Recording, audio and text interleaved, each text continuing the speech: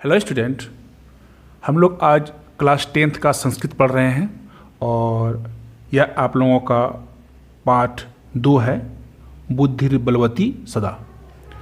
और प्रस्तुत पाठ सुख सप्तति नामक प्रसिद्ध कथा ग्रंथ से संपादित कर लिया गया है और इसमें अपने 2 छोटे छोटे पुत्रों के साथ जंगल के रास्ते से पिता के घर जा रही बुद्धिमती नामक नारी के बुद्धि कौशल को दिखाया गया है, जो सामने आए हुए शेर को डराकर भगा देती है। चलिए इस पाठ को हम लोग पढ़ते हैं। अस्ति देवलाख्यो ग्रामः, देउल नाम का एक गांव था। तत्र राजसिंह नाम राजपुत्र वसति स्म, वहाँ राजसिंह नाम का राजकुमार रहता था। एकदा केनापि आवश्यक कार्येन तस्य भार्या बुद्धिमती पुत्र द्योपेता पितुर्गृहं प्रति चलिता। एक बार किसी आवश्यक कार्य से उसकी पत्नी बुद्धिमती 2 पुत्रों के साथ पिता के घर की ओर चल पड़ी। मार्गे गहन कानने सा एक व्याघ्रं ददर्श, रास्ते में गहरे जंगल में उसने एक बाघ को देखा। सा व्याघ्रम आगतं दृष्ट्वा धार्ष्ट्यार्थ पुत्रो चपेटाय प्रहृत्य जगात। कथमे कैकसो व्याघ्रम भक्षणाय कलहं कृतः। तो सा व्याघ्रम आगच्छन्तं दृष्ट्वा, उसने आती हुए बाघ को देखकर धार्ष्ट्यार्थ पुत्रों चपेटाए, धृष्टता से अपने पुत्रों को चपेटिया मतलब थप्पड़ मारकर कहा। प्रहत्य जगात, थप्पड़ मारकर कहा। कथमे कैकसो व्याघ्रम भक्षणाय कलहं कृतः, एक बाघ खाने के लिए किस लिए झगड़ा कर रहे हो। अयम एकस्तावत द्विभज्य भुजताम, पश्चात अन्यो द्वितीय कश्चित लक्ष्यत। तो कहता है कि यह तो एक ही बाघ है। अयम एकस्तावत द्विभज्य, तो कहता है कि यहाँ कहता है अयम मतलब यह, एकस्तावत एक ही है, द्विभज्य मतलब 2 भागों में बांटकर, भुजताम उसे खा लो। पश्चात बाद में, अन्यो द्वितीय कश्चित लक्ष्यते, बाद में किसी दूसरे को खोज लेंगे। इति श्रुत्वा, इतना सुनते ही, या प्रमारी काचिदीय मिति मत्वा व्याघ्रो भयाकुल चित्तो नष्टः, यह सुनकर यह कोई बाघ की हत्यारनी, बाघ को मारने वाली है ऐसा मानकर डर से व्याकुल बाघ वहाँ से भाग गया। निज बुद्ध्या विमुक्ता सा भयाद व्याघ्रस्य भामिनी अन्यो अपि बुद्धि लोके मुच्यते महतो भयात्।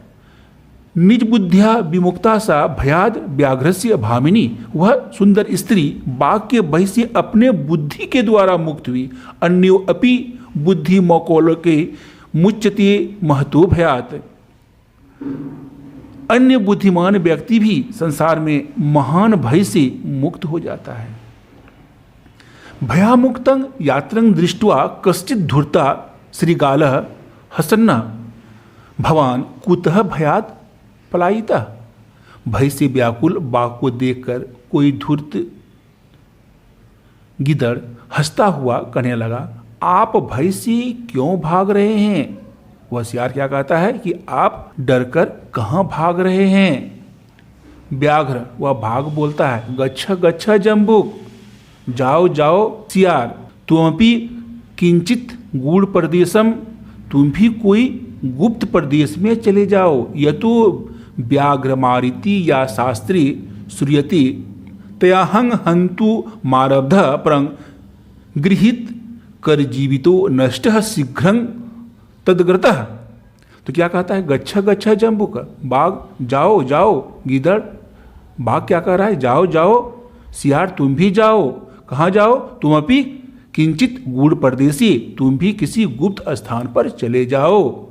यह तो व्याघ्र मारिति या शास्त्रे श्रूयते त्यांग हंतु मारध परं गृहीत कर जीवितो नष्ट शीघ्रं तदगर्तः, क्योंकि बाघ हत्यारनी ऐसा जो शास्त्रों में भी सुना जाता है, वह मुझे मारने को तैयार है, परंतु उसके आगे से मैं शीघ्र प्राण हथेली पर रखकर भाग आया।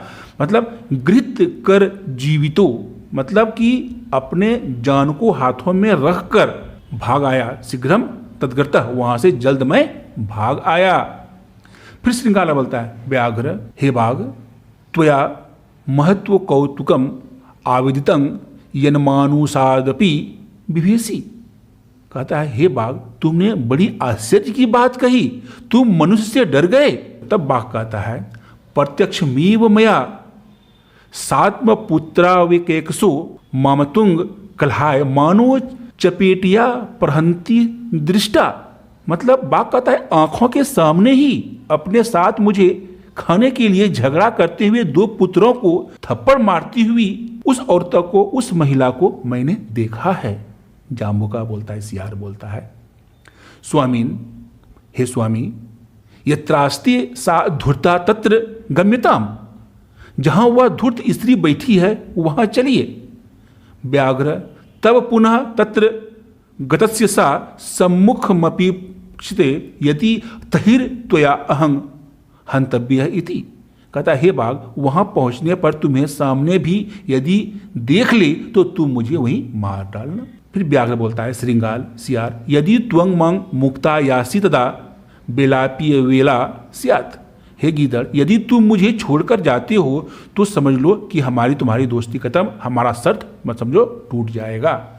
तब वह सियार कहता है, यदि एवं तहिर्मांग निज गले बधत्वा चल सत्वरम। तो कहता है क्या कि यदि एव तहिर्मांग निज गले बधत्वा, यदि ऐसा है तो तुम मुझे अपने गले में बांधकर, हाँ, निज गले बधत्वा, अपने गले में बांधकर चल सत्वरम, तो मुझे कहता है कि अपने गले में बांधकर तुम शीघ्र चलो।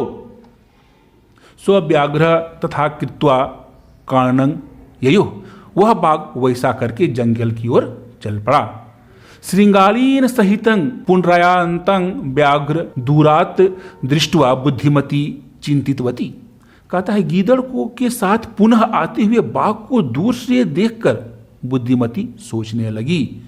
जम्बुक कृतोत्साहात व्याघ्रात कथं मुच्चिताम। बोलता है, गिद्दड़ के द्वारा उत्साहित बाघ से अब मैं कैसे बचूं। परं प्रत्युत्पन्न मति सा जाम्बुक अक्षिपन्ति अंगुल्या तर्जयंती उवाच। परंतु हाजिर जवाब वह महिला गीदड़ को अपेक्षा करती हुई तथा उंगली से फटकारती हुई कहने लगती है।